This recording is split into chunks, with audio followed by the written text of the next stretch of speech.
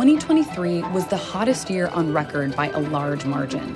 But why does NASA, a space agency, even look at Earth's temperature record?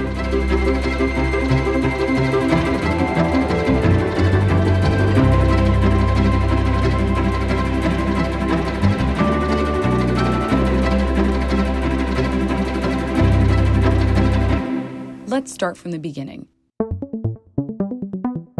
NASA's Goddard Institute for Space Studies, or GISS, creates its global temperature record using land and ocean surface data collected from thousands of instruments and buoys around the world. But this critical data set of Earth's temperature has an origin story that starts 100 million miles away, on planet Venus.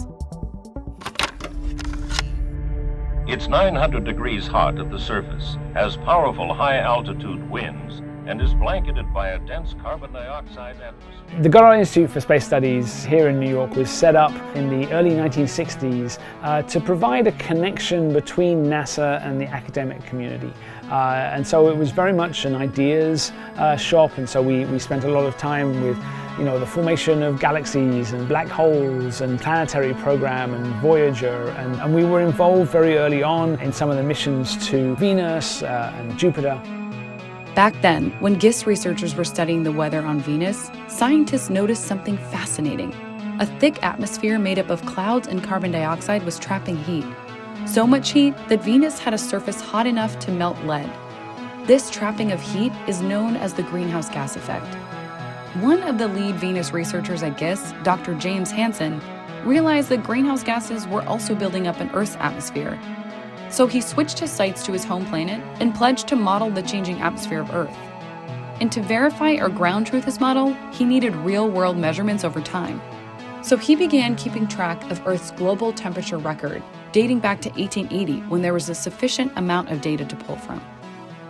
We used our expertise in understanding literally the clouds of Venus and the clouds and dynamics of Jupiter, and then we took that and we started to think about how you would do the same thing for the Earth.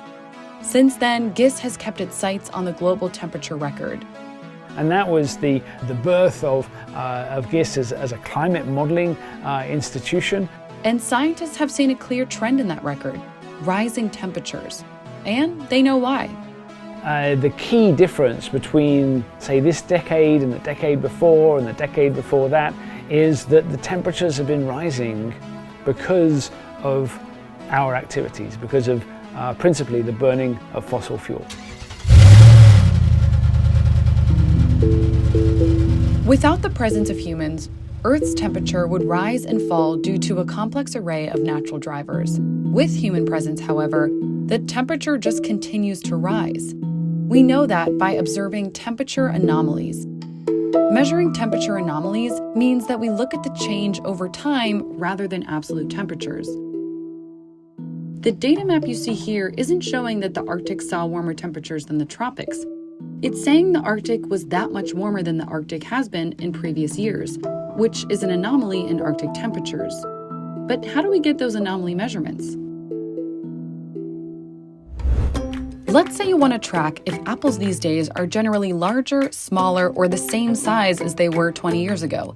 In other words, you want to track the change over time. Imagine each person on your apple measuring team has their own food scale. Person A measures apple 1, and their food scale reads 6 ounces. Person B measures the same apple, but their scale reads 7 ounces. Since these scales are calibrated differently, your team ended up with 2 different recorded weights for the same exact apple. There's some imprecision in the measurements. And to account for that, when you compare this apple's measurement to the apples growing next year, you'll need to look at their difference rather than absolute weights, focusing on the anomaly or how much heavier or lighter the next apple is from year to year. So for temperatures, while it would be great to have the same exact scale or thermometer all over the world measuring the temperature in the same exact way, we don't. Instead, we focus on how much warmer or colder the temperatures are in each place based on their own instruments. Another factor to consider is since you're tracking apples from all over the globe, there are differences in baseline weights. Let's say apples grown in Florida are generally larger than apples grown in Alaska. Like in real life, how Floridian temperatures are generally much higher than Alaskan temperatures. So how do you track the change in apple sizes from apples grown all over the world while still accounting for their different baseline weights? By focusing on the difference within each area rather than the absolute weights. So when it comes to the temperature record, scientists aren't comparing temperatures in Bermuda to temperatures in Greenland and averaging them together for net warming. Instead, they're comparing the change in temperatures in Bermuda to the change in temperatures in Greenland. Again, we look at the anomaly measurements to track the change over time. Now, let's scale this example up. If you have a weather station that's, say, here in New York City, and you compare it to a weather station in Washington, D.C. or Montreal, they tell very different stories about the absolute temperature, right? So Montreal is colder, Washington, D.C. is often warmer, but when they move up and down, when there's a month that is warmer or colder, it's basically the same in all three locations. And so by looking at the anomalies, how much warmer it is than normal for that particular point, and then you look at those anomalies at all those different points, and then you can average those. It turns out that you can fill out the gaps much more effectively. As you can see, this big picture global temperature is comprised of much smaller concentrated data points from all over the world. So while globally temperatures averaged out to be record hot, it wasn't record hot in every single location around the world. But why did 2023 see record heat? Well, to put it simply, a combination of high greenhouse gas emissions and the transition out of 3 consecutive years of La Niña conditions and into El Niño conditions led to record-breaking heat. But the year was, in some respects, still surprisingly hot, and NASA is continuing its research on why.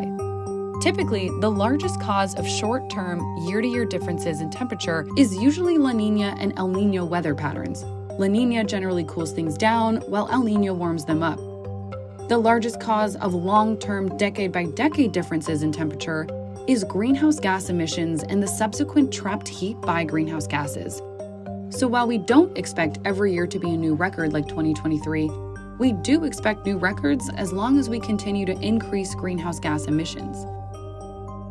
The key thing to take away from all of this is that the long-term trends are pretty much relentlessly up. We're going to continue to have records be broken because that baseline is moving all the time. And then the weather is sitting on top of that. And so when the weather is warmer than normal, then we're going to get these records. But even when it's cooler than normal, we don't go back to what it was.